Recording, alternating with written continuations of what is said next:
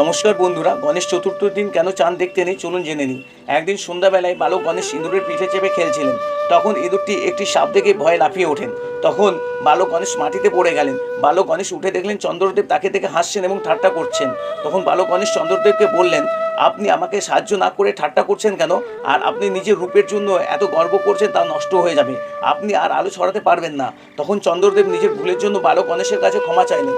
তখন বালক গণেশ তাকে ক্ষমা করে দিলেন এবং বললেন, সূর্যের আলো যখন চাঁদের উপর পড়বে তখন চন্দ্রদেব নিজের আলো ফিরে পাবেন।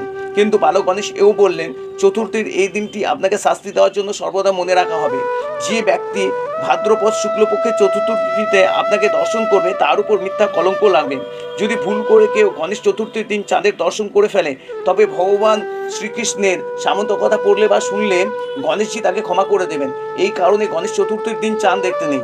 বন্ধুরা, ভিডিওটি যদি ভালো লেগে থাকে তবে অবশ্যই লাইক ও সাবস্ক্রাইব করবেন।